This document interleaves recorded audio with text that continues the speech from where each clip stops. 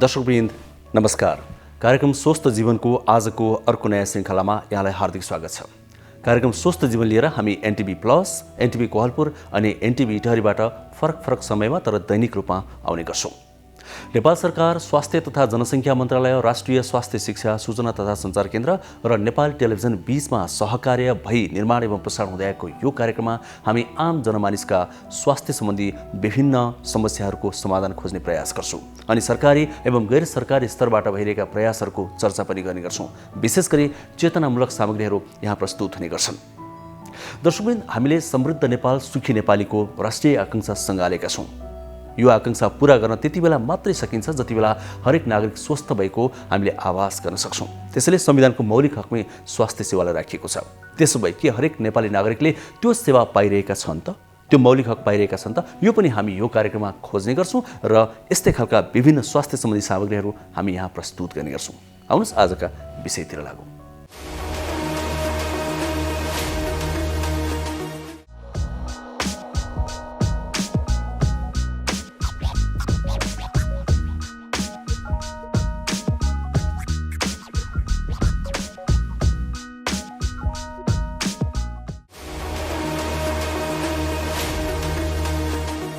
दर्शकवृन्द, हरेक वर्ष अक्टोबर 10 तारिकको दिनलाई विश्व मानसिक स्वास्थ्य दिवसको रूपमा मनाउँदै आइएको छ। एउटा तथ्याङ्कले के भनेको छ भने संसारका 20 देखि 25% मानिसहरू कुनै न कुनै प्रकारको मानसिक समस्याबाट ग्रस्त हुन सक्नेछन्, अर्थात् भइरहेको अनुमान छ। कोरोना भाइरसको संक्रमण फैलिएपछि त संसारभरिका 93% देशका सघन मानसिक उपचार अवरुद्ध भएका छन्। पक्कै पनि नेपालमा पनि यसको असर परेको छ नै। मानसिक समस्या धेरै बढ्दै पनि गइरहेको छ। यो कारणले पनि भनिएको छ। के हो त? आज हामी यो विषयमा चर्चा गर्नेछौँ। त्यसकारण आजको मुख्य विषय भनेको मानसिक स्वास्थ्य रहनेछ। यसकै सेरोफेरोमा हामी सामग्रीहरू प्रस्तुत गर्नेछौँ र अर्को पनि सामग्री छ। हामीसँग स्थानीय स्तरबाटै कोरोना भाइरस नियन्त्रणको लागि गरिएको एउटा प्रयासको पनि चर्चा गर्छौँ। सुरुमा भने हामीले विश्व मानसिक स्वास्थ्य दिवसको सन्दर्भमा तयार पारेको यो सामग्री प्रस्तुत गर्दैछौँ। विश्व मानसिक स्वास्थ्य महासङ्घले सन् 1992 देखि हरेक वर्ष अक्टोबर 10 का दिन विश्व मानसिक स्वास्थ्य दिवस मनाउँदै आएको छ। यस दिवसलाई विश्वभर मनाउन विश्व स्वास्थ्य सङ्गठनले सरकारवालाहरूलाई अनुरोध गरेको छ। नेपालमा पनि स्वास्थ्य तथा जनसङ्ख्या मन्त्रालय, स्वास्थ्य सेवा विभागको नेतृत्व र यस क्षेत्रमा काम गर्ने सङ्घ संस्थाको सहभागितामा दिवस मनाइँदैछ। मानसिक स्वास्थ्यलाई राम्रो बनाउन यो क्षेत्रमा कार्यरत सबै पक्षबीच सहकार्यको खाँचो रहेको विश्व स्वास्थ्य सङ्गठनले जनाएको छ। नेपालमा नसर्ने रोगमध्ये मानसिक रोगको हिस्सा झन्डै 20% छ, तर मानसिक स्वास्थ्य सेवाको पहुँच सबै जनतासम्म अझै पुगेको छैन। मानसिक स्वास्थ्य समस्याले व्यक्तिको भावना, सोचाइ र व्यवहारमा परिवर्तन आउँछ, जसको कारण व्यक्तिको दैनिक क्रियाकलाप, व्यवहार तथा सम्बन्धमा असर पुग्दछ। कोभिड-19ले विश्वको 93% राष्ट्रमा सघन मानसिक स्वास्थ्य सेवा अवरुद्ध भएको विश्व स्वास्थ्य सङ्गठनको हालै प्रकाशित सर्वेक्षणले देखाएको छ। विश्वका 130 राष्ट्रमा गरिएको अध्ययनले महामारीका कारण मानसिक स्वास्थ्य सेवाको पहुँच नराम्ररी प्रभावित भएको र विश्वले तत्काल थप लगानी गर्नुपर्ने देखाएको छ। सङ्गठनको यो सर्वेक्षण सन् 2020 को जुनदेखि अगस्त महिनासम्म 130 देशमा गरिएको थियो। अध्ययनले 60% राष्ट्रमा मानसिक स्वास्थ्य सेवा प्रभावित भएको र विशेष गरी बालबालिका, किशोर र प्रौढ बढी प्रभावित भएको देखिएको छ। कोरोना महामारी सुरु भएपछि मानसिक स्वास्थ्य सेवाको माग अत्यधिक बढेको छ। आफन्तसँगको वियोग, आइसोलेसन, आयमा भएको ह्रास र त्रासका कारण मानसिक स्वास्थ्य प्रभावित भएको छ। पहिले नै मानसिक स्वास्थ्यको समस्या रहेकाहरूलाई कोभिड-19 को संक्रमण र मृत्यु समेतको जोखिम अत्यधिक रहने WHO ले बताएको छ। नेपालमा 16 वर्ष उमेर पुगेका किशोर किशोरीहरूमा सबैभन्दा बढी मानसिक समस्या देखिएको हालै गरिएको एक अध्ययनले देखाएको छ। नेपाल स्वास्थ्य अनुसन्धान परिषदले गरेको राष्ट्रिय मानसिक स्वास्थ्य सर्वेक्षणले 16 वर्ष उमेरका 7.7% किशोर किशोरी बढी मानसिक समस्यामा पर्ने गरेको देखिएको परिषदका कार्यकारी निर्देशक डाक्टर प्रदीप ग्याउलीले जानकारी दिनुभयो। टोटल 10% वयस्कमा जीवनकालको कुनै समयमा चाहिँ मेन्टल हेल्थ समस्या देखिएको रहेछ। 3% चाहिँ मान्छेहरूमा उदासीनता डिप्रेसनको समस्या देखिन्छ र आत्महत्याको सोच रहेको विषय पनि अध्ययन गरिएको रहेछ। यसमा चाहिँ 6.5% वयस्कहरू यसो देखिन्छ र मादक पदार्थ सेवन गरेर यसको चाहिँ समस्या कतिको बढेको छ भन्ने पनि हेरेको छ। यसमा 4.2% देखिएको देखिन्छ र त्यस्तै गरी प्रदेशगत हिसाबले हेर्दाखेरि बागमती प्रदेश नै यसमा चाहिँ अगाडि देखिन्छ। अब राज्यको बिटु धेरै मान्छे बस्ने छ पनि होला त्यो हिसाबले यहाँ पनि तपाईँको 5.9% चाहिँ यो समस्या देखिएको पाइएको छ र एज वाइज पनि यसको हेरिएको छ। त्यसमा चाहिँ 40 to 49 इयर्स वर्षसम्मका 6.3% वर्षमा यस्तो समस्या देखियो भन्ने खालको आएको छ र महिला र पुरुषको तुलना पनि गरिएको छ यसमा र हेर्दाखेरि चाहिँ यसमा महिला नै बढी देखिन्छ पुरुषभन्दा। 5.9% महिला र 3.4% चाहिँ पुरुषमा यस्तो खालको देखिएको छ र किशोर किशोरीमा जाँदाखेरि 5.2% किशोरीको मानसिक समस्या देखिएको छ।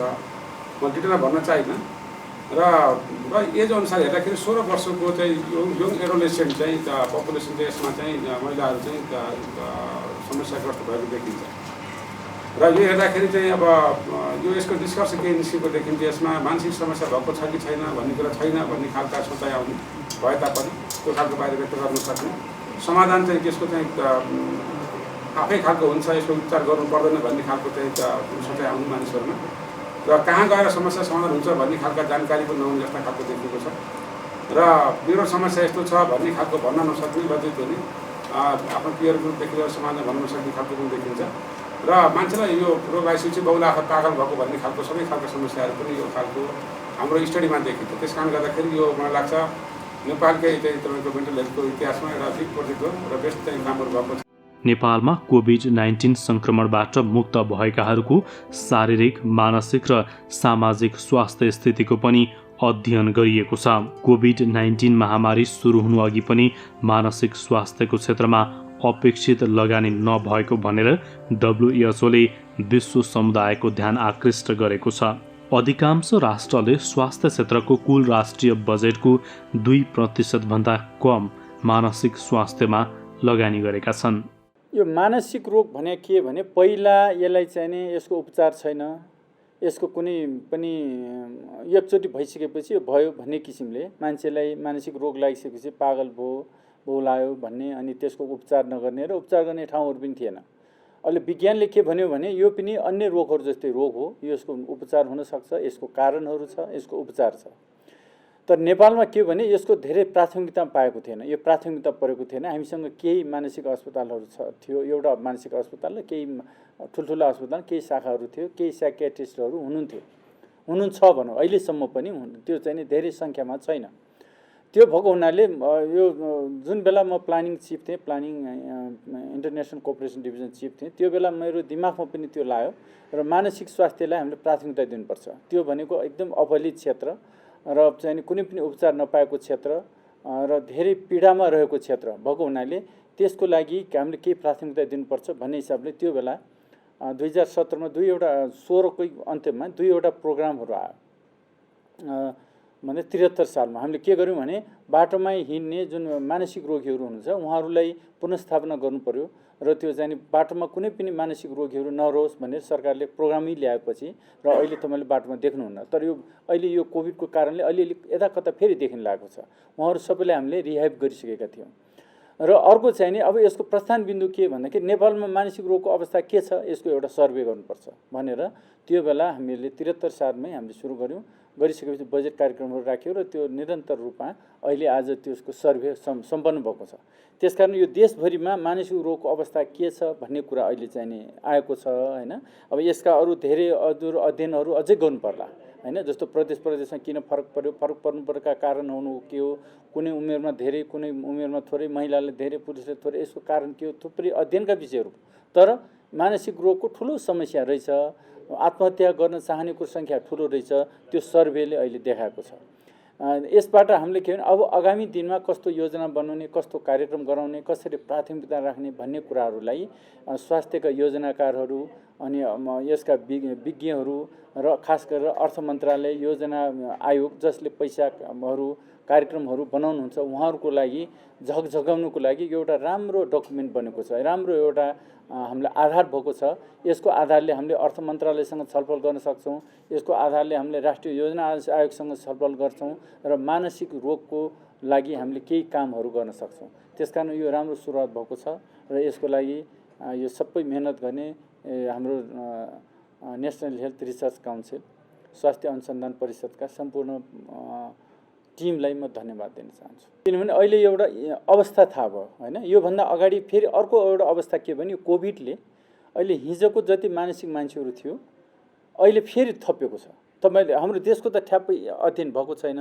तपाईँले अध्ययन थोरै छिटो अध्ययन गर्ने देशहरू जस्तो फिलिपिन्समा अहिले चाहिँ नि स्वास्थ्य कर्मीमा मानसिक रोगीहरू 10% बढ्यो अरे होइन। स्वास्थ्य कर्मी 100जना छ भने 10जनाले मानसिक रोगहरू आयो स्वास्थ्य कर्मीलाई होइन। भनेपछि अरू जनरल पपुलेसनको कुरा छुट्टै छ। आम जनतालाई अहिले चाहिँ नि अहिले मानसिक रोगी नहुनेहरू बहुत कम छ, थोरै र धेरैको कुराहरू छ। किनभने यसले लामो समयसम्म लकडाउन गयो, भोलिको अवस्था के हुने हो, रोग लागिसकेपछि मरिने बाँचिने के हो, यसका धेरै कुराहरू छ होइन।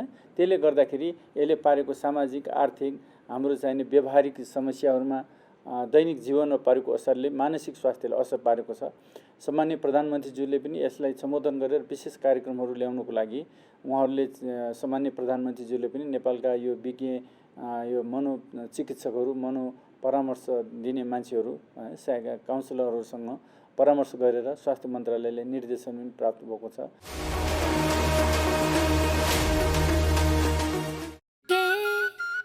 हात धुन्छौ र साबुन पानीले धुन्छु नि, कति बेला धुन्छौ र छिनछिनमै धुन्छु नि।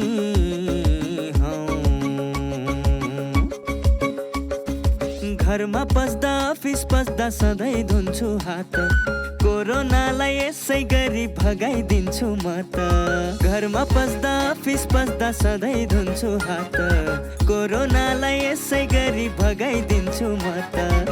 भान्सा छिर्नु अगाडि, खाना खानु अगाडि, जहाँ त्यही छोएपछि हातले छोपी खोकेपछि। हात धुन्छौ र साबुन पानीले धुन्छु नि, कति बेला धुन्छौ र छिनछिनमै धुन्छु नि।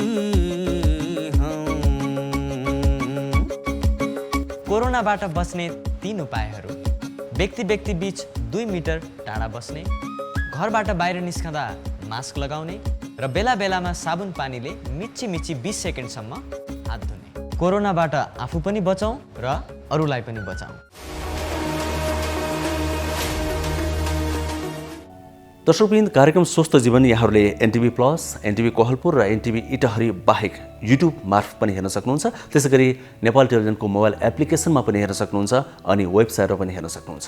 अर्थात् हामी सामाजिक सञ्जालहरूमा पनि छौँ। यहाँले आफ्नो अनुकूलता अनुसार अनुकूलता मिलाएर कुनै पनि बेला हेर्न सक्नुहुन्छ। साथै हामी यहाँहरूका प्रश्नका आधारमा, जिज्ञासाका आधारमा विभिन्न विज्ञहरूसँग कुराकानी गरेर ती समस्याका समाधान खोज्ने गर्छौँ। हाम्रो कार्यक्रमका विषयवस्तु हामी यहाँहरूले नै पठाएका प्रश्नका आधारमा तय गर्ने गर्छौँ। आज पनि हामीले त्यही क्रमलाई जोडेका छौँ र हामीले स्क्रिनमा देखाइरहेका छौँ यहाँले कुन माध्यमबाट प्रश्नहरू पठाउन सक्नुहुन्छ भनेर। हामीलाई टेलिफोन गर्न सक्नुहुन्छ, एसएमएस गर्न सक्नुहुन्छ, भाइबर मार्फत जोडिन सक्नुहुन्छ, इमेल पनि गर्न सक्नुहुन्छ। अब भने आजको अर्को विषयतिर लागौँ। हामी आज मानसिक स्वास्थ्यमा बढी केन्द्रित भइरहेका छौँ। मानसिक समस्या एउटा यस्तो समस्या हो जसको उपचार केही आफन्तहरूबाटै सुरुवात हुन्छ भन्ने गर्छन् विज्ञहरू। परामर्शदाता मनोविदहरूले त्यसमा थप्ने गर्छन् भन्ने गर्छन्। वास्तवमा कसरी उपचार गर्नुपर्छ, कसरी उपचार गरिएको छ, अब हामी एकैछिन यस विषयमा एउटा सामग्री प्रस्तुत गर्दैछौँ। विशेष गरी मानसिक स्वास्थ्यको क्षेत्रमा भइरहेका प्रयासहरूको हामी यहाँ चर्चा गर्नेछौँ। विश्व स्वास्थ्य संगठनका अनुसार हरेक वर्ष विश्वमा 30 करोडभन्दा बढी मानिस मानसिक रोगी हुने गर्दछन्। त्यसमा पुरुषको तुलनामा महिलाको संख्या बढी छ।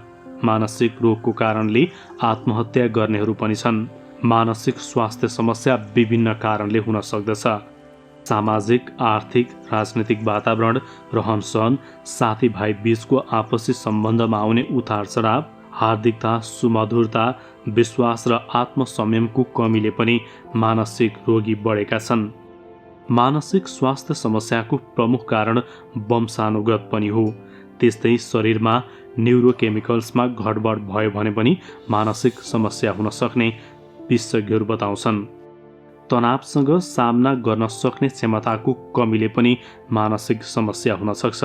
अर्को सामाजिक कारणले पनि मानसिक स्वास्थ्य समस्या उत्पन्न हुन सक्छ। पारिवारिक कारण, आर्थिक कारणले पनि मानसिक समस्या देखिन्छ। विद्यार्थीहरूमा पढाइको समस्याले पनि यस्तो समस्या देखिने विशेषज्ञहरू बताउँछन्।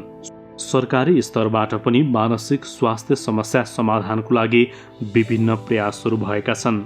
अहिले कोरोना भाइरस सङ्क्रमणको महामारीका कारण मानिसहरूमा मानसिक समस्या बढ्दो छ। रोजगारी गुमाउँदा, आय आर्जनको बाटो बन्द हुँदा, पठन पाठन स्थगित लगायत कारणले मानिसहरूमा छटपटी बढेको छ। यो विश्व मानसिक स्वास्थ्य दिवसको अवसरमा छौँ। यो मानसिक स्वास्थ्यको महत्त्व के रहेछ, यो दिवस मनाउनुको उद्देश्य के रहेछ? धन्यवाद। कस्तो भने स्वास्थ्य भन्ने बित्तिकै परिभाषा नै विश्व स्वास्थ्य सङ्गठनबाट लिँदा व्यक्तिले शारीरिक, मानसिक तथा सामाजिक रूपमा एकजना व्यक्ति पूर्ण रूपमा स्वस्थ हुनु हो, ताकि कुनै रोगबाट उन्मुक्त हुनु मात्रै होइन, तर शारीरिक भनौँ स्वास्थ्य जुन भिजिबल छ, देखिन्छ, त्यसमा लगानी छ भनौँ न। कुनै बेलामा अब शारीरिक रोगहरू भनौँ न, कुष्ठरोग, क्षयरोगदेखि लिएर महामारीहरू थिए नि, त्यो सबै त एउटा सम्भव हुँदै आयो नि, त्यो भ्याक्सिनहरू, इम्युनाइजेसन कुराहरू भने। तर अहिले पनि मानसिक स्वास्थ्य चाहिँ एउटा पुच्छरमा भनौँ न, मानसिक स्वास्थ्यलाई नै सामान्य जसरी स्वस्थ शरीर, स्वस्थ मन, स्वस्थ शरीर, तर मनको स्वास्थ्यको बारेमा चाहिँ खासै चर्चा हुँदैन र खासै लगानी भएको छैन। र त्यही भएर यो वर्षको नारा चाहिँ त्यसकारण चाहिँ मानसिक स्वास्थ्यमा धेरै लगानी, सबैलाई पहुँच, सबैजनाको लागि सबै ठाउँमा अलिकति यसमा चाहिँ लगानीको कुराहरू जुन भनौँ न, बजेटका कुराहरू, र त्यसपछि स्ट्रक्चरल रूपमा पनि जहाँ चाहिँ शारीरिक स्वास्थ्यको सेवाहरू छ, हस्पिटलहरू छन् र समुदायमा सेवा छ भने मानसिक स्वास्थ्यको लागि पनि कस्तो छ त व्यवस्था, छुट्याएर होइन कि सँगसँगै शारीरिक मानसिक स्वास्थ्यको संरचना चाहिँ राज्यको संरचनामा के छ त? समग्रमा चाहिँ यो मानसिक स्वास्थ्य दिवसले चाहिँ समग्र मानसिक स्वास्थ्य पनि एउटा अभिन्न अङ्ग हो है, हामीले यसलाई ध्यान पुर्याउनुपर्छ भन्ने कुरा चाहिँ यो दिवसले झल्काउँछ। एकदमै जस्तै म स्मरण गर्न चाहन्छु, यो संसारभरिको मन्त्री स्तरीय महासम्मेलन भएको थियो यो लन्डनमा 2018 को अक्टोबर 7 र 8 मा। त्यसमा चाहिँ नेपालको स्वास्थ्य मन्त्री पनि जानुभएको थियो र म पनि सिभिल सोसाइटीबाट, र विश्वभरि नै यो शारीरिक स्वास्थ्य र मानसिक स्वास्थ्यलाई सँगसँगै लानुपर्छ।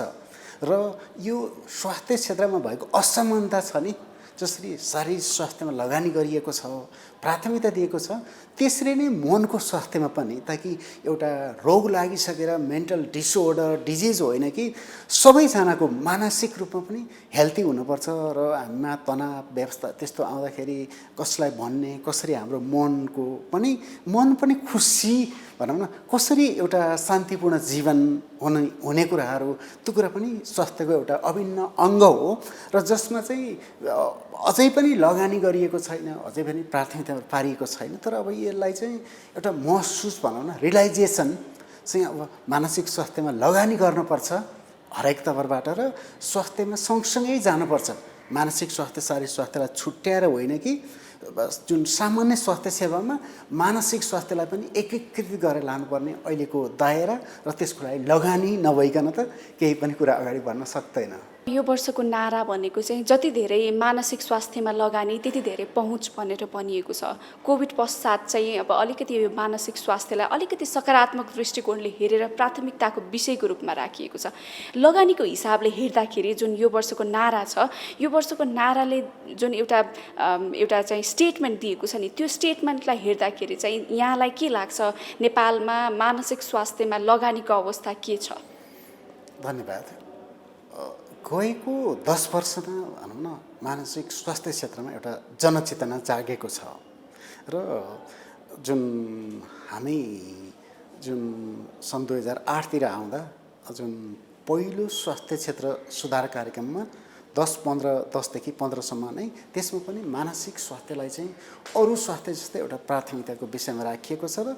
र गएको 4-5 वर्ष झन्नै नै भनौँ न जुन यो स्वास्थ्यको अनुसन्धान नेसनल हेल्थ रिसर्च काउन्सिलबाट चाहिँ जुन मानसिक स्वास्थ्यको चाहिँ प्रिभेलेन्स स्टडी चाहिँ जुन सुरुवात भएको थियो होइन, कुल जनसङ्ख्यामा कतिजनामा मानसिक स्वास्थ्य समस्या छ भनेर, अनि त्यो पनि अहिले यो कोभिडकै बेलामा चाहिँ भनौँ न त्यसलाई डिसिमिनेट भएको छ र यति जनसङ्ख्यामा मानसिक स्वास्थ्य समस्या रहेछ भनेर एउटा अब तथ्याङ्क पनि आएको छ र यो तथ्याङ्कले अब एउटा आधार दिन्छ होला अगाडि प्लान गर्नको लागि पनि। र अहिलेसम्म हेर्दा चाहिँ जस्तो नेपाल सरकारको जुन सरकारी अस्पताल लगनखेल मानसिक अस्पतालमा मनोचिकित्सकहरूको दरबन्दी भएर अन्तरङ्ग सेवा छ र त्यस्तै पहिलाका अञ्चल अस्पतालहरू अहिलेका प्रोभिन्समा भएका ठुला अस्पतालहरूमा पनि मानसिक स्वास्थ्यको अन्तरङ्ग सेवा छ र केही सुरुवात भएको छ। तर अब चाहिँ अलिकति मूलधारमा ल्याउनको लागि चाहिँ एउटा स्ट्रक्चरल परिवर्तन अब बिस्तारै हुन्छ होला।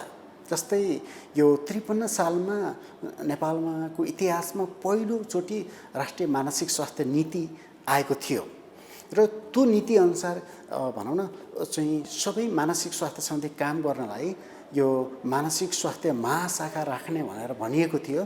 तर त्यो महाशाखा राख्ने कुरा अझै हुन नसक्दा पनि कम्तीमा चाहिँ गएको 2-3 वर्षदेखि मानसिक स्वास्थ्य र नसर्ने रोगलाई हेर्ने भनेर एकजना फोकल पर्सन राखिएको छ र पहिलाको भन्दा अहिले चाहिँ गैर सरकारी संस्थाहरूलाई पनि सँगसँगै ल्याएर समन्वयको कुराहरू अगाडि बढ्दैछ र अहिले हामी स्वास्थ्य मन्त्रालयसँग पनि हामी सँगसँगै छौँ र अनि हामीले एकअर्कालाई सप्लिमेन्ट भनौँ न, हामी गैर सरकारी संस्थाले भनेको त एउटा राज्यले गर्न लागेको कुरालाई कन्ट्रिब्युट गर्ने हो। त्यो तवरबाट हिजोको दिनहरूमा भन्दा अहिले चाहिँ काम गर्न सहिलो छ र भनौँ न राज्यले नै एउटा अभिभावकता लिएर यसलाई कोअर्डिनेटेड एप्रोचबाट चाहिँ अगाडि बढ्दाखेरि अबको दिनमा चाहिँ एउटा गएको 10 वर्ष एउटा चेतना जाग्यो र अब एउटा कार्यान्वयनको लागि जुन अहिले एउटा स्वास्थ्यभित्र चाहिँ नै राखेर मानसिक स्वास्थ्यको रणनीति पनि बनेको छ। त्यो रणनीति अहिले स्वास्थ्य सेवा विभागबाट पास भइसकेको अवस्था छ र त्यो मन्त्रालयमा आएर अब क्याबिनेटमा जाँदैछ र त्यो रणनीतिमा पनि व्यापक रूपमा चाहिँ मानसिक स्वास्थ्यको सबै कुराहरू कुन स्वास्थ्य मन्त्रालयले के गर्ने र अरू मन्त्रालयको रोल के हुने भनेर त्यसमा पनि स्पष्ट राखिएको छ र यही अनुसार अब यो स्ट्राटेजी पास भएपछि हरेक वर्ष जुन वार्षिक बजेटमा पनि मानसिक स्वास्थ्यको जुन सेवा भनौँ न बजेट कार्यक्रम चाहिँ बिस्तारै बढ्दै जान्छ होला। पक्कै पनि यहाँले भन्नुभएको जस्तो अहिले अब बिस्तारै सुरुवात हुने अवस्थामा छ। तर नेपालमा अब मानसिक स्वास्थ्यबाट प्रभावित जति पनि व्यक्तिहरू हुनुहुन्छ नि, ती व्यक्तिहरूमा चाहिँ राज्यले गरेको लगानी अथवा चाहिँ भनौँ राज्यले जुन प्रकारले अगाडि बढाइरहेको छ यो चाहिँ पुग्दो छ कि छैन, यहाँलाई के लाग्छ आफ्नो व्यक्तिगत विचारमा चाहिँ? अब यो जे कुरा नि सुरुवात भएको छ जस्तो भनौँ न, अहिले मानसिक स्वास्थ्यको तालिम चाहिँ जुन सबै ठाउँमा चाहिँ विशेषज्ञ पुर्याएर सम्भव नहुने र त्यसको लागि सामान्य स्वास्थ्य कर्मीलाई तालिम दिएर अरू स्वास्थ्यको जस्तै मानसिक स्वास्थ्यको पनि हेर्ने भनेर 44वटा जिल्लामा अहिले तालिम दिइसकिएको छ जुन स्वास्थ्य मन्त्रालयको अनुसार। र अनि अहिले जुन किसिमको भनौँ न चाहिँ प्रोभिन्सका अस्पतालहरूमा नै कम्तीमा मनोचिकित्सकको दरबन्दी छ, तर यो पुग्दो छैन र मानसिक स्वास्थ्यको लागि चाहिँ मनोचिकित्सक साथसाथै मनोविद, सामाजिक कार्यकर्ता र यो मनोविदसम्म यो साइकेट्रिक नर्स त्यो खालको पनि दरबन्दी भएर ताकि यो चाहिँ यो समस्या चाहिँ व्यक्तिमा भन्दा पनि बाहिरबाट आएको, यसको चाहिँ रुट कज हेर्दा समाजबाट छ, परिवारबाट छ होइन। त्यो कारणले गर्दा यो समस्यालाई ठ्याक्कै भनौँ न एक्सरे गरेर जाँच गरेर ठ्याक्कै देखिने भन्दा पनि त्यो कारणले गर्दा पहिलो कुरा चाहिँ भनौँ न हाम्रो जुन अहिले नै भनौँ केन्द्रीय जुन मानसिक अस्पताल लगनखेलमा छ त्यहाँ पनि मनोचिकित्सक बाहेक अरूको दरबन्दी छैन। त्यसकारण अब चाहिँ मानसिक स्वास्थ्यलाई हेर्दा चाहिँ मनोचिकित्सक पनि चाहिन्छ र अब मनोविद जुन हामी साइकोलोजिस्ट भन्छौँ र त्यही विषयमा विशेष तालिम गरेको नर्स भन्छौँ र सामाजिक कार्यकर्ताहरू जसले घर घरमा गएर चाहिँ के कारणले समस्या आयो भनेर त्यो जनशक्ति अझै तयार गर्न आवश्यकता तयार छ र अझै पनि दरबन्दी छैन। जुन स्वास्थ्यको संरचनामा। र त्यसले गर्दा अहिले हेर्दा चाहिँ भनौँ न जुन लगन खेलको जुन काठमाडौँको भनौँ न भ्यालीको ठुलो अस्पताल बाहिर चाहिँ खासै अन्तरङ्ग सेवा चाहिँ अझै सुरुवात हुन सकेको छैन। विभिन्न हस्पिटलहरूमा 2 जनासम्म चाहिँ मनोचिकित्सकको दरबन्दी छ, तर अझै पनि त्यो सेवालाई चाहिँ उहाँहरूलाई एउटा भनौँ न अरू स्वास्थ्यको जस्तो भनौँ न एउटा मेसिन एक्सरे विभिन्न खाल भन्दा पनि यसमा चाहिँ मानव जनशक्ति चाहिने यो सेवा चलाउनको लागि। त्यो कारण अब जे गरेको छ राम्रो छ। अब नेपाल सरकारले तुरुन्तै चाहिँ मानसिक स्वास्थ्यको क्षेत्रमा यो बहुआयामिक पद्धति जुन क्लिनिकल मात्रै नभइकन अरू मनोवैज्ञानिक सामाजिक अरू कुराहरूलाई पनि इन्टिग्रेट गर्न आवश्यकता छ। र अहिले पनि 53 सालमा जुन परिकल्पना गरेर स्वास्थ्य मन्त्रालयमा महाशाखा राख्ने भनेर जुन परिकल्पना गरिएको छ त्यो अनुसार चाहिँ स्वास्थ्य मन्त्रालयमा जस्तो परिवार स्वास्थ्य HIV एड्स कन्ट्रोल भनौँ न भनेर महाशाखाहरू भए जस्तै मानसिक स्वास्थ्यको पनि महाशाखा राखिनुपर्छ। जुन 53 सालको पोलिसीको अहिले पनि सान्दर्भिकता छ।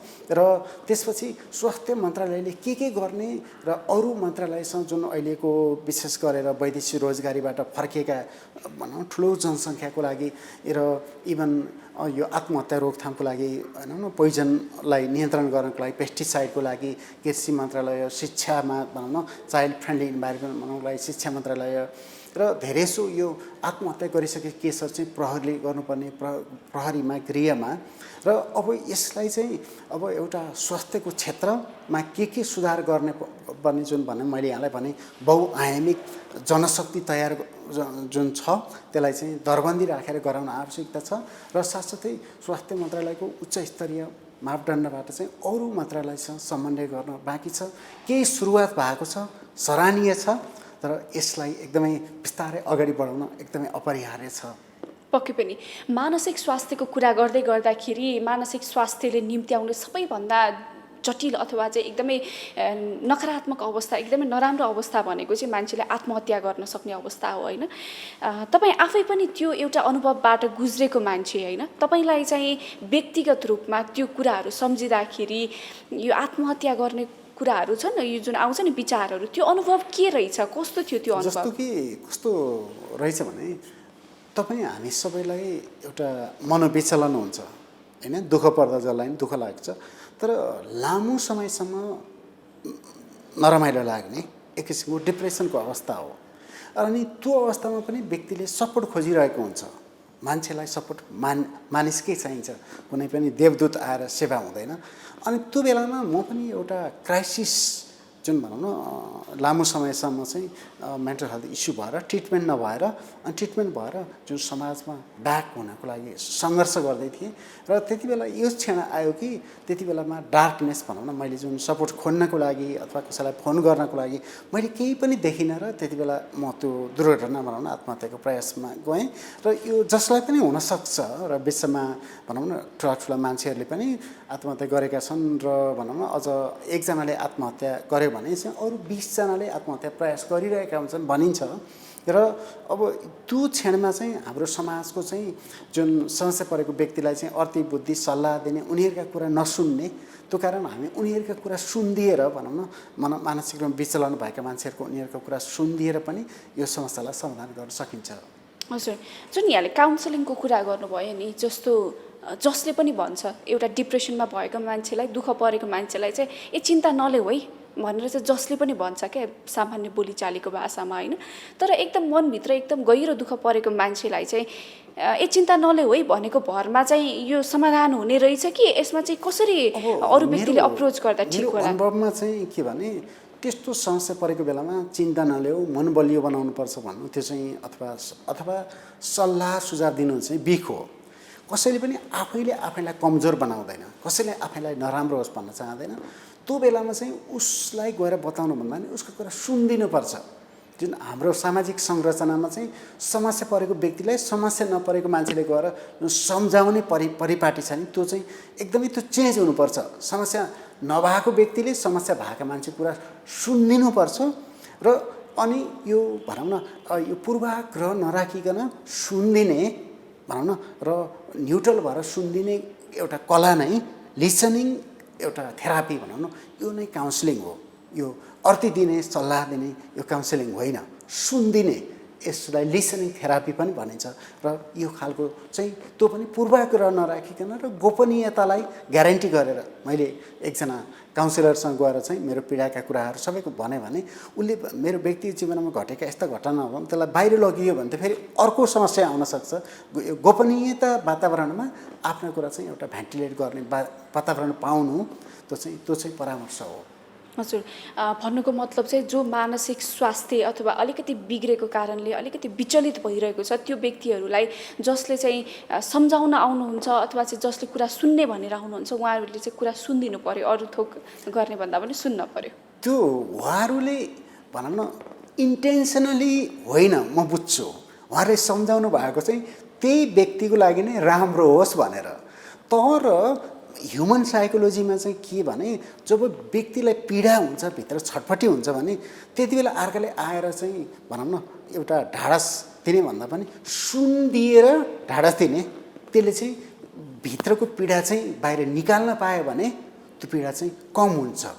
र हामीले चाहिँ त्यो व्यक्तिको भित्रको पीडालाई बाहिर निकाल्नको लागि त्यो व्यक्तिलाई हामीले सल्लाह दिन भन्दा नि त्यही व्यक्तिलाई हामीले सहायता गऱ्यौँ भने र तिमीले सबै कुरा मसँग सेयर गर्न सक्छौ, म गोपनीयता राख्छु भनेर त्यो नै एउटा सहायता हो, त्यो नै एउटा साथीसँगी सहायता हो, त्यो नै एउटा परामर्श हो। हजुर, यहाँले अब यो आत्महत्या लगायत जति पनि मानसिक समस्याहरू छ यो समाधान हल गर्नको निम्ति अथवा अन्य व्यक्तिहरू जो जति यस्तो समस्याबाट गुज्रिरहनु भएको छ उहाँहरूको सहयोगको लागि लामो समय काम गर्दै आइरहनु भएको छ होइन, यहाँको अनुभवमा चाहिँ जति पनि मानसिक समस्या भएका व्यक्तिहरू हुनुहुन्छ नि उहाँहरूलाई चाहिँ अहिलेको अवस्थामा के गर्नुपर्छ जस्तो लाग्छ? काउन्सिलिङमा चाहिँ सुनिदिएर मात्रै पुग्छ त? त्यो विभिन्न हामीले चाहिँ एउटा भनौँ न एकै ठाउँमा लिन भन्दा पनि कुन खालको समस्या हो। यदि सुरुवातको अवस्थामा भनौँ न कुनै समस्या भएर कोही व्यक्ति सुत्न सकेन भने उसलाई के कारणले समस्या भयो भनेर त्यो रुट कज पत्ता लगाएर तुरुन्तै भनौँ न परामर्शद्वारा पनि समस्या समाधान गर्न सकिन्छ। तर यदि त्यो समस्या जटिल अवस्थामा पुगिसकेको छ, क्रोनिक भएको छ भने त्यो क्षणमा चाहिँ मेडिकेसन पनि चलाउनु पर्ने हुन्छ। र यो मानसिक स्वास्थ्य समस्या फरकको हुन्छ। जस्तै भनौँ न मलाई नै मेरो शरीरमा स्वेट हुने खालको औषधि खोज्न चलाउनको लागि 1500वटा अरू औषधिको ट्रायल गर्न पर्यो। र एकजनालाई उदाहरण लिएर भन्दा नि मानसिक स्वास्थ्यको भनौँ न जुन प्रारम्भिक अवस्थामा मानसिक सुस्वास्थ्य भनौँ, अब हजुर जस्तो व्यक्तिको पनि दिनभरि हजुरको तनाव, हप्ताभरिको हजुरको विकेन्डको कुराहरू, पारिवारिक कुराहरू, अहिले हामीले मानसिक रोगको कुरा चाहिँ जान होइन कि मानसिक सुस्वास्थ्य हरेक व्यक्तिको मानसिक सुस्वास्थ्य सबैजनाको लागि हुन पर्यो ताकि तपाईँले पनि तपाईँलाई स्ट्रेस हुँदाखेरि गएर तपाईँ परामर्शदातासँग गएर गोपनीय वातावरण तपाईँले भन्ने वातावरण र त्यसपछि अर्को चाहिँ कडा खालको समस्या भइसकेका जुन सडकमा पुगिसकेका अथवा बाँधेर राखेका थुनेका राखेका त्यस्तै व्यक्तिहरूलाई चाहिँ मेडिकेसन पनि चलाउनु पर्ने हुन्छ। र हामीले चाहिँ एउटा भनौँ न सेल्फ केयर जुन मानसिक रूपमादेखि लिएर अनि हामीले चाहिँ कडा खालको मानसिक स्वास्थ्य समस्या भएका व्यक्तिहरूको लागि उपचारसम्मको सबै खालको सेवा चाहिँ हामीले यो समस्या पनि उपचार गरे सहायता पाए समाधान हुन्छ भनेर हामीले चाहिँ मुखले भन्नुभन्दा प्र्याक्टिकली व्यवहारले त्यो कुरा हामीले गरिआएका छौँ। जस्तै हामीले चाहिँ भनौँ न जिल्लामा जनस्वास्थ्य जुन जिल्ला स्वास्थ्य कार्यालय स्थानीय पालिकाहरूसँग प्रोभिन्सियल लेभलबाट पनि समन्वय गरेर र त्यस्तो कडा खालको मानसिक स्वास्थ्य समस्या भएर वर्ष उपचार नपाएको भनौँ न 14-15 वर्ष पछाडि उपचार गरेर अहिले गरी खान सक्ने भएका त्यस्तो थुप्रै केसहरू छन् जुन भनौँ न त्यो चाहिँ जसको सबै समाधान छ तर फरक खालको। जीवन फर्केर हेर्दाखेरि चाहिँ कस्तो लाग्छ त्यो आत्महत्या मैले चाहिँ गरेको कुराले आज मैले यत्रो गरेँ भन्ने कुरालाई तपाईँले कसरी हेर्नु भएको छ?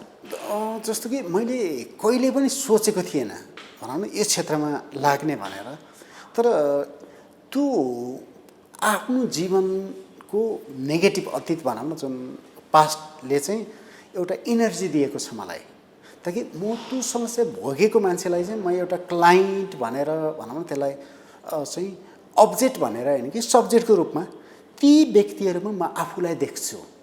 र कस्तो भने समानुभूति र सहानुभूति फरक हो। यो कठै बिचारा होइन कि उसको ठाउँमा चाहिँ भनौँ टेकेर हेर्दाखेरि त्यो कारणले मलाई चाहिँ आफूले भोगाइले चाहिँ अहिले काम गर्न धेरै सजिलो भएको छ ताकि म अरू व्यक्तिको समस्या बुझ्न सक्छु किनभने म पनि त्यही समस्याबाट पार गरेर आएको हुँ।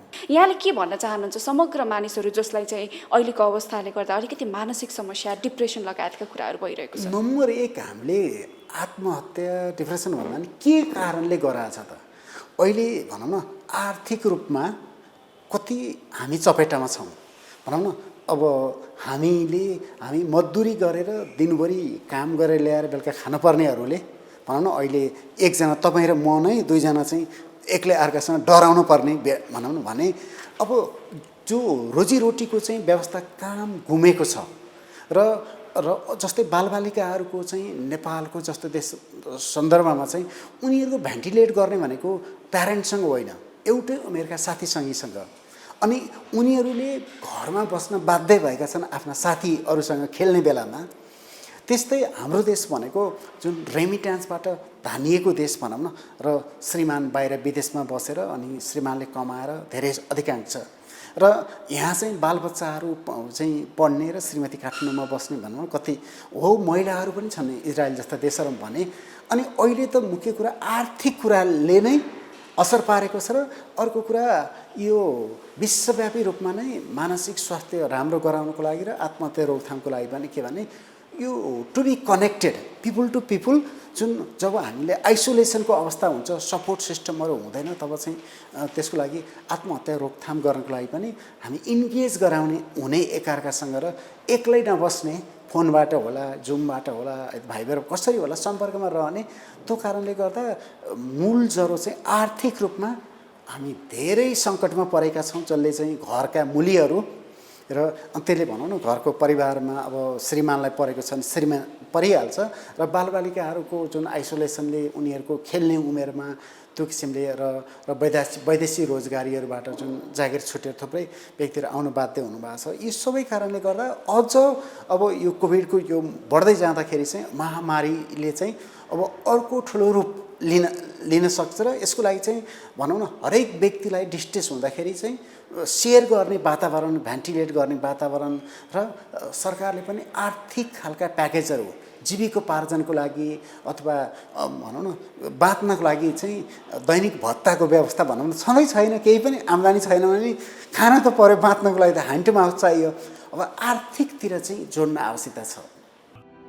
मानसिक रोग विशेषज्ञहरूले मनोरोगबाट बस्न भ्रामक समाचारहरूको पछि नलाग्न सामाजिक सञ्जालको अत्यधिक प्रयोगलाई कम गरी सक्रिय र सृजनात्मक जीवनशैली अपनाउन सुझाव दिएका छन्।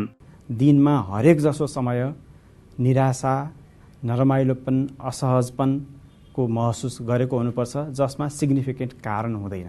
बिना कारण अथवा सानो कारणमा धेरै जसो समय निराश नरमाइलो दिगदारी हुने अवस्था जसमा आफूलाई पहिले रमाइलो लाग्ने आनन्द दिने कुराहरूले आनन्द दिन छोड्छ, व्यक्ति रमाउन छोड्छ, प्लिजर फिलिङ्स हुँदैन र थोरै सानो अलिअलि एक्टिभिटिज गर्दा थोरै सक्रियतामा पनि ज्यादै थकान महसुस गर्छ, गलेको महसुस गर्छ तर जाँच पडताल गर्दा कुनै थप शारीरिक समस्या देखिँदैन। हो यस्तो अवस्थालाई हामीले डिप्रेसनको अवस्था भनेर भन्छौँ र यसको कुरा गर्नुपर्दा लगभग विश्वमा एकै पटक 4% जति मान्छेलाई डिप्रेसनले गाँजेको हुन्छ जसको पर्याप्त उपचार चाहिँ मान्छे उपचारको पहुँचमा छैनन्।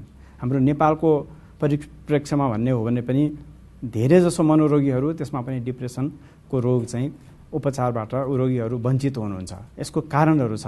कारणहरूमा चाहिँ एउटा सेवाको पहुँच कम भएर पनि हो र अर्को प्रमुख कारण भनेको रोगलाई लुकाउने हाम्रो जुन सामाजिक धारणा छ र रोगीलाई कलङ्कित गर्ने र अलि फरक ढङ्गले हेर्ने जुन धारणा छ त्यसले काम गरेको कारणले गर्दाखेरि हाम्रा बिरामीहरू डिप्रेसनका बिरामीहरू उपचारमा आउनुभएको छैन।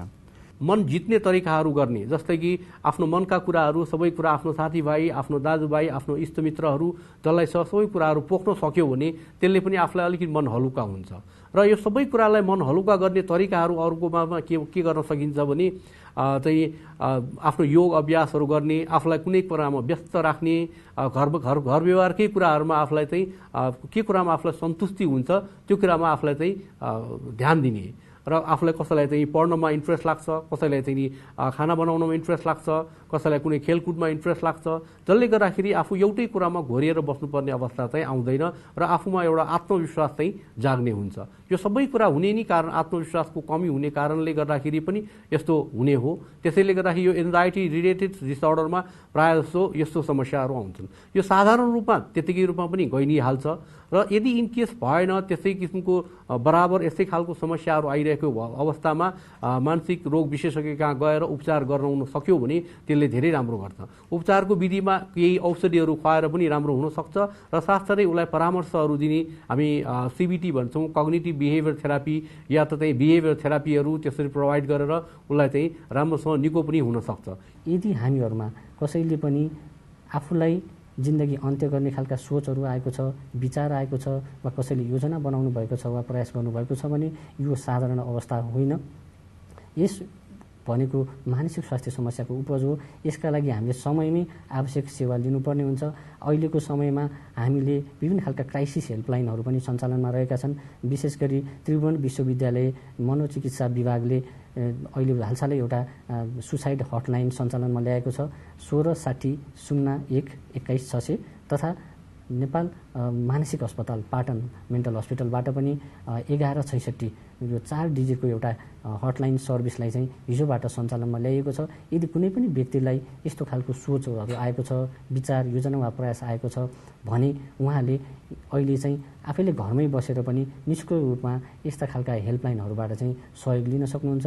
यसरी हामीले सहयोग लिएको खण्डमा आत्महत्यालाई रोकथाम गर्न सकिन्छ, आत्महत्यालाई न्यूनीकरण पनि गर्न सकिन्छ र बाँचे संसार जितिन्छ। तसर्थ आवश्यक सहयोग तथा सेवा लिनु हुनको लागि म सम्पूर्णमा अनुरोध पनि गर्न चाहन्छु। मानसिक समस्याको कारणहरू बालबालिकामा एक त यो कोभिड-19 सँग जोडिएका त्रास, चिन्ता, तनाव नै हो पहिलो कुरा, र दोस्रो कुरा भनेको चाहिँ पारिवारिक वातावरण र समुदायको वातावरण अथवा होम इन्भाइरोमेन्ट अथवा कम्युनिटी इन्भाइरोमेन्ट भन्दछौँ।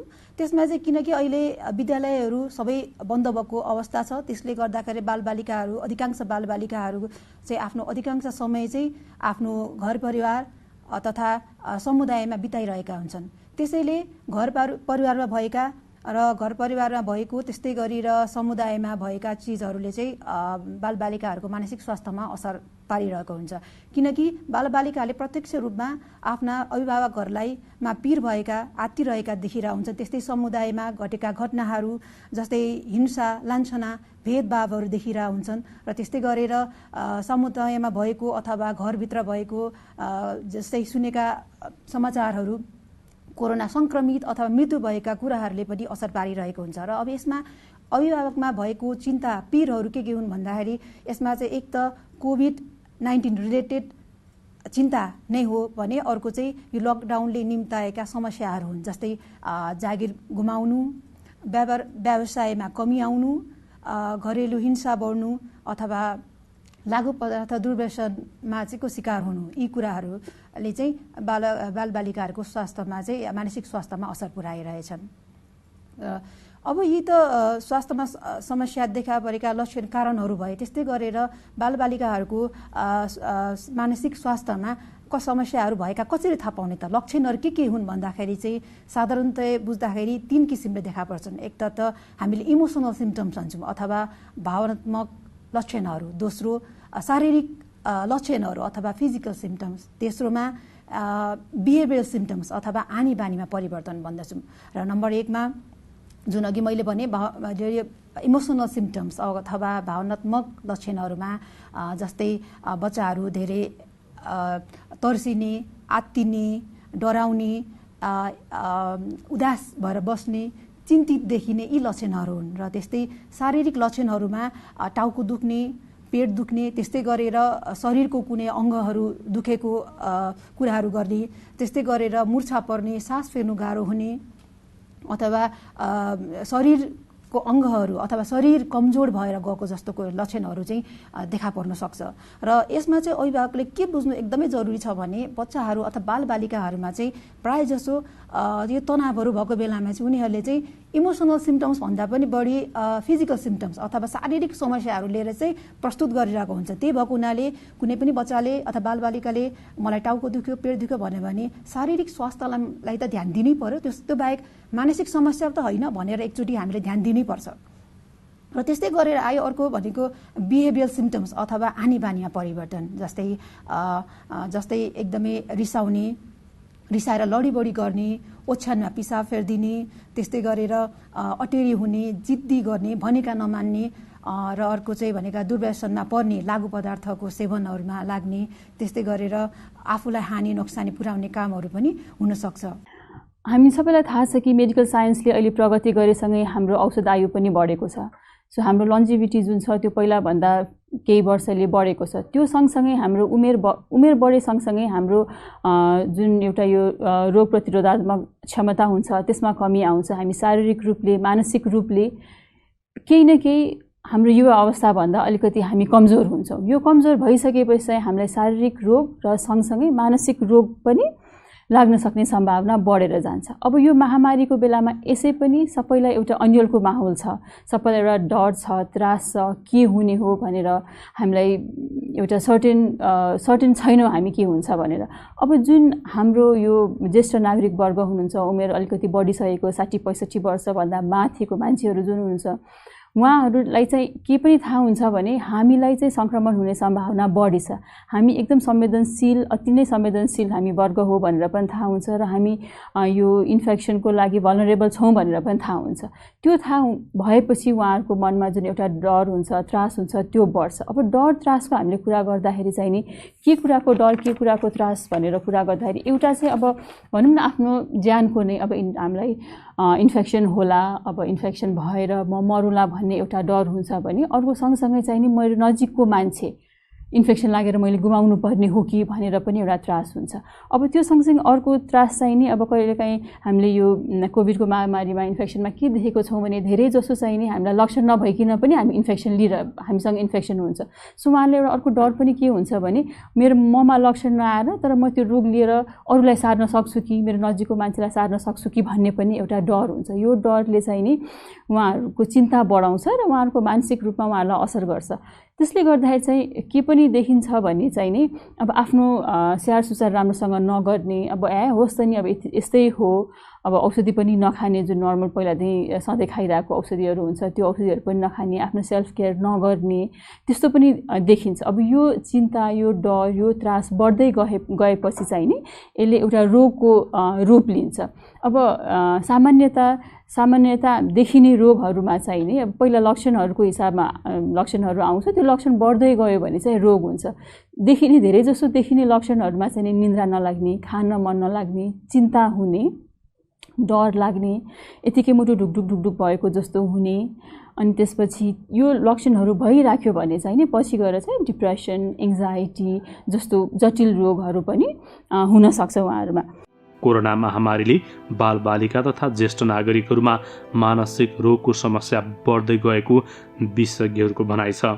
कोरोना त्रास बढ्दै गएपछि मलाई पनि कोरोना लाग्छ कि भन्ने चिन्ता मानिसमा भइरहने भन्दै उनीहरूले मानसिक चिन्ता कम गर्न विभिन्न क्रियाकलाप गर्न सुझाव दिएका छन्। सुत्ने समय यस्तो हुनु पर्यो, यस्तै फिक्स्ड हुनु पर्यो र त्यसले चाहिँ त्यहाँ जाने बित्तिकै हामीले त निद्रा, हाम्रो शरीरले, मस्तिष्कले चाहिँ निद्रा चाहिँ एसोसिएट होस् के, कन्डिसनिङ होस्।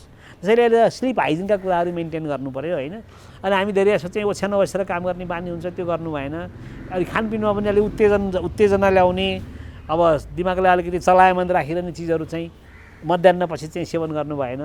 अलिक शारीरिक रूपमा सबै समस्याहरूको चाहिँ एउटै सल्लाहले धेरै कुरा चाहिँ काम गर्ने के छ तपाईँले सोध्नुभयो भने फिजिकल एक्सर्साइजले तपाईँको डिप्रेसनमा बेटर गर्छ। तपाईँको शारीरिक स्वास्थ्यमा त मुटु लगायत गरि नै हाल्छ। हाम्रो मानसिक स्वास्थ्यमा पनि लागु पदार्थको दुर्व्यसन, डिप्रेसन, जे जति पनि समस्याहरू छन् नि त्यहाँ तपाईँ त्यो व्यक्तिलाई चाहिँ कम्तीमा पनि न्यूनतम कति छ त्यो चाहिँ उसलाई शारीरिक रूपमा चाहिँ सक्रिय राख्न थाल्नुभयो, फिजिकल एक्सर्साइज उसलाई अभ्यास गर्न लाउनुभयो भनेदेखि अनि उसको धेरै मानसिक समस्याहरूमा चाहिँ त्यसले सहयोग गर्छ। र निन्द्रामा विशेष गरी त्यसले तपाईँ मजाले थाक्नुभयो, थकित हुने गरी तपाईँ एक्सर्साइज गर्नुभएको छ, काम गर्नुभएको छ, शारीरिक श्रम गर्नुभएको छ भने तपाईँलाई निद्राको समस्या प्रायः हुँदैन। त्यसैले के गरौँ भने अब बेलुकातिर भएपछि निद्रा पर्ने बेलाभन्दा अगाडि चाहिँ तपाईँले निद्रामा डिस्टर्ब हुने खालको पदार्थहरू खान पिउनु भएन, त्यस्तो खालको क्रियाकलाप गर्नु भएन, मेन्टली पिस राख्ने खालको क्रियाकलाप र सोचहरू राख्नु पऱ्यो होइन। र अनि त्यसपछि अनि स्लिप हाइजिनका केही नियमहरू छन्। स्लिप हाइजिन भनेपछि कसरी निद्रा आफै स्वतः आउने बनाउने त्यो चाहिँ अनुकरण गर्नु पऱ्यो। स्ट्रेस म्यानेजमेन्ट, तनाव व्यवस्थापन चाहिँ हामी घर बसी पनि गर्न सकिन्छ होइन। सो अब यसको इम्पोर्टेन्स किन छ भन्दाखेरि चाहिँ हामीले भने जस्तै सोसियल स्टिग्मादेखि लिएर अहिले अब ट्राभल गर्न नसकिने भएर डक्टर या साइकाइट्रिस्ट या साइकोलोजिस्टसँग हामीले छिटो परामर्श दिन नसकौँला, तर केही चाहिँ टिप्सहरू जस्तै निन्द्राकै कुरा अघि हामीले जुन मैले यो लामो लिस्टहरू भने यसलाई स्लिप हाइजिन भन्छु। सो निन्द्रा ठिक गर्नलाई यो सानसानो कुराहरू मिलाउन सक्यो भने यसले पनि आफैले निन्द्रा ठिक भयो भने स्ट्रेस कम हुने भइहाल्यो। सेकेन्ड भने चाहिँ अब लागु औषध तथा दुर्व्यसन अहिले अब स्ट्रेसले गर्दा या अल्छीपनाले गर्दाखेरि ल इन्जोय गरौँ भनेर जुन हामी जुन चाहिँ अल्कोहल धेरैले लिएको देख्छौँ या अरू अब गाँजा जस्तो लागु औषध पनि लिन्छ मान्छेले। सो यसलाई पनि केही यसले गर्दाखेरि चाहिँ झनै स्ट्रेस बढ्छ, मतलब इन अ वे कि यसले चाहिँ दिमागको जुन यो केमिकल्सहरू झनै बिगारिदिन्छ। सो जसरी एउटा हेल्दी मान्छेलाई स्ट्रेस हुँदा उसले राम्रोसँग डिल गर्छ भने लागु औषध लिएको मान्छेलाई झनै गाह्रो हुन्छ यसले। सो यो बुझ्न सकेर त्यो मात्र बन्द गर्न सक्यो भने पनि स्ट्रेस चाहिँ बिग्रिँदैन भनौँ न। स्ट्रेसले आउने मानसिक स्वास्थ्यमा पर्ने असरहरू केही हदमा कम हुने भयो। अर्को एक्सर्साइजले निन्द्रा मात्र नभएर हाम्रो मानसिक सन्तुलनलाई नै एकदमै ठिक गर्ने हुन्छ। त्यस्तै अब लाइफ चेन्ज भएको छ अनि अब हुन्छ नि घर बसी काम गर्नुपर्ने पढ्नुपर्ने भएको भएर पहिले जस्तो यति टाइममा खाने उठ्ने सुत्ने यो गर्ने भनेर व्यवस्थित छैन। तर केही हदमा म यति बजीदेखि यति बजी सुतेर उठ्छु, त्यसपछि यो गर्छु, व्यायामलाई टाइम राख्ने, अनि यति समय चाहिँ म टिभी हेर्न राख्छु, यति समय अब स्टुडेन्टहरूले चाहिँ पढ्ने टाइम राख्छु भनेर त्यसरी सेड्युल गर्न मिलाउन सक्यो भने पनि त्यो जीवन आफै व्यवस्थित हुँदाखेरि पनि स्ट्रेसले पर्ने असर चाहिँ आफै कम हुन थाल्छ होइन।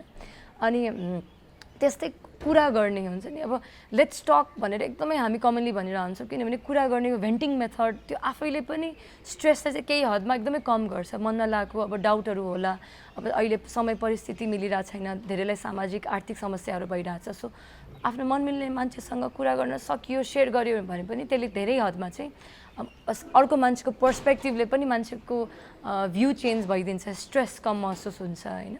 अनि अब अर्को भनेर चाहिँ स्ट्रेस म्यानेजमेन्ट अब केही समस्या आयो जस्तै अब अहिले जस्तै फाइनेन्सियल आर्थिक समस्या भइरहेको छ भने चाहिँ परिवार बसेर प्लानिङ हुन्छ नि। अब जस्तै यो चाहिँ धेरै जसोमा देखिएको छ कि जसले चाहिँ कमाउँछ नि उहाँलाई चाहिँ झनै यो स्ट्रेस कि अब मैले मेरो अब कमाइ कम भएको छ, मेरो जब छुटेको छ भनेर झनै त्यो गिल्ट बढिरहेको स्ट्रेस यो कमाउने फ्यामिली मेम्बर्समा धेरै बढेको पनि देखेको छ। सो उहाँले खुला रूपमा परिवारसँग यो यस्तो भएको छ। सो कसरी अब हामीले आय स्रोत कम हुँदाखेरि हाम्रो एक्सपेन्स कसरी घटाउने भनेर यसरी प्लानिङ गर्न थाल्नुभयो, जुन चाहिँ हामी प्रब्लम सल्भिङ टेक्निक भन्छौँ। त्यस्तै अर्को एक्सर्साइजले चाहिँ निन्द्रा मात्र नभएर स्ट्रेस पनि कम गराउने तथ्याङ्क पहिले पनि थियो र यो फलो गर्यो भने आफैमा स्ट्रेस कम हुने पनि भयो। कमसेकम आधा घन्टा दिनमा अब हिँड्न सक्ने ठाउँ छ भने हिँड्ने, नभए आफ्नै घरमा रुममा बसेर पनि व्यायामहरू गर्ने। त्यस्तै अब मेडिटेसन होइन, यसले पनि केही हदमा चाहिँ स्ट्रेस चाहिँ कम भएको देखिन्छ होइन। अब त्यस्तै अब समस्या छ, अब कि यो समस्याबाट भाग्नु पर्यो कि समस्यालाई मतलबै नगरेर भगवान्ले हेर्छ भनेर मान्छेले आफू बस्नु पर्यो कि त्यसको समाधान। सो देखिन्छ कि प्रब्लम सल्भिङ समाधानतिर फोकस गर्यो भने चाहिँ यसले स्ट्रेस आफै पनि कम भएको यो हामीलाई थाहा पनि छ, यो तथ्याङ्कले पनि देखाउँछ। जस्तै अब यो चाहिँ धेरै जस्तो चाहिँ अब हामीले के देखेको छ भने चाहिँ अहिले अब जो कमाउने हुनुहुन्छ घर परिवारमा, बिकज यसले कमाइ कम भएको छ, सो उहाँहरू चाहिँ झनै स्ट्रेस कि अब परिवार कसरी चलाउने। सो कम्युनिकेट परिवारको सबैलाई चाहिँ अब ल यस्तो समस्या आइपरेको छ, सो अब यसलाई हामीले कसरी न्यूनीकरण गर्ने, अब एक्सपेन्स घटाएर हुन्छ कि अब खानामै हुन्छ नि, अब यो एकदमै महँगो खाना भन्दा अहिले सिजनल फ्रुटहरू मात्र किन्यौँ भने पनि त्यो घरमै पकाइयो, बाहिरबाट लिएर आइएन भने पनि केही हदमा यसरी खर्च त कम भइहाल्छ। सो यसरी प्रब्लम सल्भिङतिर गइयो भने पनि स्ट्रेस कम हुने भयो। अर्को चाहिँ अब लेट्स टक भन्ने कुरा जुन एकदमै सबैले भनिरहन्छन्, कुरा आफै गर्दाखेरि पनि स्ट्रेस धेरै कम हुन्छ। त्यही भएर मनमा राखेर कसैले नभनेर उसको स्ट्रेस कम होला भनेर जुन सोच्ने प्रवृत्ति छ नि, यसले गर्दा झन् परिवार होल चिन्तित के भइरह होला, यो जस्तो पहिले जस्तो कुरा गर्ने गफ गर्ने मान्छे अहिले कुरै गर्नु हुँदैन भनेर झन् स्ट्रेस बढ्छ परिवारमा। सो कुरा गर्न नछोड्ने अनि अब यो न्युज मिडियालाई कसरी हामीले रेस्ट्रिक्ट गर्ने अघि नै कुरा गरिहाल्यौँ होइन, एक्सर्साइज अनि त्यसपछि अनि सो यो सानसानो कुराहरूले व्यायामदेखि लिएर अनि मेडिटेसन यो सबै कुराले चाहिँ स्ट्रेस चाहिँ धेरै हदमा चाहिँ कम गर्न सक्छौँ हामी। बच्चाहरूमा पनि विभिन्न उमेरका ग्रुपका उमेर हुन्छ नि का चाहिँ नि समूहहरूलाई विभिन्न प्रकारको चाहिँ नि लक्षणहरू देखिन्छ। त्यस्तै वयस्कहरूलाई किशोर किशोरीहरूलाई उनीहरूलाई फेरि अर्को किसिमको लक्षणहरू देखिन्छ र वृद्धहरूलाई अर्को किसिमको लक्षण देखिन्छ। त्यसैले असर एउटै हो, मानसिक स्वास्थ्यमा भनौँ न रोग एउटै हो, तर लक्षण फरक फरक हुनसक्छ। किनभनेदेखि त्यो हार्मोनल लेभल, त्यो प्रायोरिटी भयो, मनोसामाजिक अवस्था भयो, यी सब कुराहरू यो सबै ग्रुपहरूमा विभिन्न समूहहरूमा फरक फरक छ। त्यसैले उनीहरूको लक्षण पनि फरक देखिन सक्छ। यस्तो बेलामा जसले औषधि खाइराख्नु भएको छ उहाँहरूलाई केही अलि फरक महसुस हुनसक्छ अथवा पुरानो रोग बल्झेको जस्तो हुनसक्छ भने एकचोटि सल्लाह लिनुहोस्, औषधि बढाउनुपर्छ कि के गर्नुपर्छ, औषधि फेर्नुपर्छ कि, त्यो भयो। अर्को चाहिँ नि जसले औषधि खाँदा खाँदै छोड्नु भएको छ र बिचमा अलिअलि ठिक हुनुहुन्थ्यो तर अहिले सङ्क्रमणको कारणले फेरि बल्झ्यो रोग भने उहाँहरूलाई पनि म भन्छु आफ्नो साइकियाट्रिस्टमा फेरि एकचोटि गएर तपाईँ सल्लाह लिइहाल्नुहोस्, यसलाई यसै नछोड्नुहोस्। र जसलाई नयाँ सुरु भएको छ र त्यो नयाँ समस्या सुरु भएको छ र त्यो मानसिक स्वास्थ्यमा आएको समस्या चाहिँ नि तपाईँको दैनिक जीवनलाई धान्नलाई अति मुस्किल परिरहेछ भने त्यसमा पनि तपाईँहरू ढिला नगरिकन गएर सम्बन्धित चिकित्सकमा गएर सल्लाह लिइहाल्नुहोस् ताकि यो सबै कुराहरू समयमै होस् र अझै बढ्ने मौका नपाओस्। दर्शकवृन्द, स्थानीय तहको महत्त्व दिन प्रतिदिन बढ्दै गइरहेको छ। विशेष गरी यो कोरोना भाइरसको सङ्क्रमणपछि त सङ्घीयताको अभ्यास एकदमै फलदायी भएको, आवश्यकता यसको रहेको भन्ने कुरा प्रमाणित भइसकेको छ। स्थानीय तहले यो महत्त्व बुझाएका छन्। यो भाइरस नियन्त्रणको क्षेत्रमा यो क्रममा स्थानीय तहले पक्कै पनि सराहनीय काम गरिरहेका छन्। आज पनि हामी एउटा स्थानीय तहले गरेको कामकै यहाँ चर्चा गर्दैछौँ। झापाको एउटा स्थानीय तह, एउटा गाउँपालिका जसले कोरोना भाइरसको नियन्त्रणमा आफ्नै हिसाबले धेरै पहलहरू गरेको छ, प्रभावित पनि भएको छ। हामी यो सामग्री अब कार्यक्रममा प्रस्तुत गर्दैछौँ। अहिले कोभिड-19 को महामारीमा कमल गाउँपालिका पनि अछुतो रहन सकेको छैन। कोभिड-19 को सङ्क्रमित कमल गाउँपालिकामा जम्मा 54 जना सङ्क्रमित पोजिटिभ भेटिएका हाम्रा नागरिकहरू जो अहिले चाहिँ सबै नेगेटिभ आएर आफ्नो घरमा फर्किसक्नु भएको छ। विशेष गरेर समुदायमा पनि पहिले कमल गाउँपालिका बाहिरबाट आउनेहरूको सङ्ख्यामा 3 जना मात्रै पोजिटिभ देखिएको थियो र समुदायमा अलिक ठुलो सङ्ख्या खास गरेर वार्ड नम्बर 3-6 मा चाहिँ हाम्रा पोजिटिभको सङ्क्रमितहरूको सङ्ख्या भेटिएको थियो। यो चाहिँ फार्मेसी यो चाहिँ क्लिनिकहरूबाट चाहिँ पोजिटिभको सङ्क्रमितहरू भेटिएको कारणले त्यहीबाट चाहिँ क्रमशः गाउँमा फैलियो। हामीले चाहिँ आफ्नै क्वारेन्टाइन स्थापना गरेका छौँ। आइसोलेसन सहितको हामीले हस्पिटल पनि आफ्नै जमिनमा, सार्वजनिक जमिनमा निर्माण गरिसकेका छौँ। 36 बेडको अस्पताल नै हामीले निर्माण गरिसकेका छौँ। 36 बेडको क्वारेन्टाइन छ। आजसम्म हाम्रा आज चाहिँ आम क्वारेन्टाइनमा रहेको सङ्ख्या 28 जनाको छ। हामीसँग अहिलेसम्म बाहिरबाट आउनेहरूलाई होम क्वारेन्टाइनमा पठाउने, जसले पिसिआर गरेर आउनुभएको छ उहाँहरूलाई होम क्वारेन्टाइनमा पठाउने, लक्षण नदेखिएका बाहिरबाट आउने नागरिकहरूलाई पनि होम क्वारेन्टाइनमा पठाउने, तर इन्डियाबाट आउनेलाई चाहिँ हाम्रो क्वारेन्टाइनमा राख्ने निर्णय गरेका छौँ। र हामीले 5 नम्बरमा बनाएको क्वारेन्टाइन चाहिँ हुन त बेरा बारा चाहिँ बाँसले गरेका छौँ, तर पनि त्यहाँभित्र बस्नेलाई हामीले सबै व्यवस्थापन, वाइफाईदेखि सबैकै व्यवस्थापन सहित हामीले चाहिँ खाना 2 पटक, हप्तामा 2 पटक मासु सहितको हामीले चाहिँ बिहान दिउँसो नास्ताहरू खानाहरू दिने व्यवस्था गरेका छौँ। र हामीसँग महिलाहरू पुरुषहरू पनि सङ्ख्या, बालबच्चाहरूको पनि सङ्ख्या बाहिरबाट आउने छ। अहिलेसम्म हामीसँग 392 जना बाहिरबाट आउनुभएको सङ्ख्यामा लगभग 336 जना महिलाहरू चाहिँ बाहिरबाट आउनुभएको छ। त्यसैले हामीले चाहिँ बाहिरबाट आउनेहरूले गाउँघरमा गएर सङ्क्रमित नहोस्, गाउँघर चाहिँ सङ्क्रमित नबनोस् भन्ने उद्देश्यका साथ एउटा सावधानीहरू अपनाउँदै हामीले चाहिँ सचेत भएर सबै टोल विकास संस्था जनप्रतिनिधिहरूलाई क्रियाशील बनाएका छौँ। हामीले चाहिँ एकजना डाक्टर, MBBS डाक्टर र 2 जना नर्स हाम्रो आइसोलेसन अस्पतालमा हामीले नियुक्ति गरेर राखेका छौँ। अहिले हामी चाहिँ सावधानीका साथ कसरी जनतालाई सचेत पार्न सकिन्छ र भिडभाड नगर्ने, हाम्रा हाट बजारहरू नलगाउने निर्णय गरेका छौँ। विद्यालय शिक्षा मन्त्रालयको निर्देशनअनुसार विद्यार्थी सिकाइमा आधारित भएर त्यो आधारमा चाहिँ विद्यालयहरू सञ्चालन गर्न सकिन्छ भनेर हामीले निर्णय गरेका छौँ। अहिले विद्यालयहरू पनि सञ्चालन भएको छैन। हाम्रो चाहिँ अब यो सङ्क्रमण चाहिँ नफैलियोस् भनेर हामी सावधानीका साथ हामी सबै जनप्रतिनिधिहरू, सबै सङ्घ संस्थाहरू हामी चाहिँ लागेका छौँ। कुनै पनि निर्णय गर्दाखेरि हामीले चाहिँ राजनैतिक दलको सर्वदलीय छलफलबाट निर्णयबाट मात्रै गर्ने गरेका छौँ र गाउँघरमा टोल विकास संस्थाहरू 58वटा टोल विकास संस्था छन्। ती टोल विकास संस्थाहरूलाई पनि हामीले क्रियाशील बनाएर काम गरिराखेका छौँ।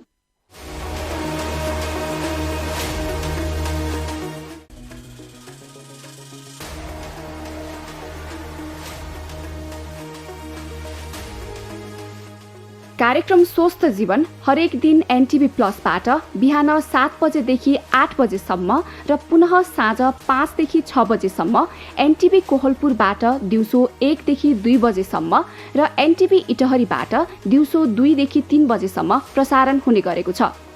स्वास्थ्य सम्बन्धी यहाँहरूको कुनै जिज्ञासा वा समस्या भएमा हामी सम्बन्धित विज्ञहरूबाट समाधान खोजी कार्यक्रममा प्रसारण गर्नेछौँ। हामीलाई सम्पर्क गर्ने माध्यमहरू यस प्रकार छन्: फोन, SMS तथा भाइबरको लागि 9843 52 93 97, इमेल swasthjivan@ntv.org.np। यस कार्यक्रमको बारेमा आफ्नो सल्लाह, सुझाव र प्रतिक्रिया पनि यहाँहरूले यिनै मार्फत दिन सक्नुहुनेछ। साथै कार्यक्रममा के कस्ता सामग्री, विषय वा विज्ञ समेट्नु पर्ला भन्ने विषयमा पनि सुझाव दिन सक्नुहुन्छ। कार्यक्रम यहाँहरूले सामाजिक सञ्जाल मार्फत पनि हेर्न सक्नुहुन्छ। YouTube Nepal television, mobile application Nepal television, Facebook facebook.com/NEPTV2041। स्वास्थ्य सम्बन्धी महत्त्वपूर्ण नम्बरहरू। स्वास्थ्य सम्बन्धी कुनै पनि जानकारी र सहयोगका लागि स्वास्थ्य तथा जनसङ्ख्या मन्त्रालयका हटलाइन नम्बरहरू 1115 र 1133 वा मोबाइल नम्बर 98512 55839। एम्बुलेन्स सेवाको लागि 102 र 112। वैदेशिक रोजगारीको क्रममा स्वास्थ्यमा समस्या भएमा, अन्य सहयोग वा जानकारी आवश्यक परेमा श्रम, रोजगार तथा सामाजिक सुरक्षा मन्त्रालयको हटलाइन नम्बर 1141। शान्ति, सुरक्षा र अन्य सहयोगका लागि नेपाल प्रहरीको नम्बर 100। सशस्त्र प्रहरी बलको नम्बर 1114। रगत आवश्यक परेमा ब्लड बैंकको नम्बर 01 42 25 344। सार्वजनिक हितका लागि नेपाल टेलिभिजन।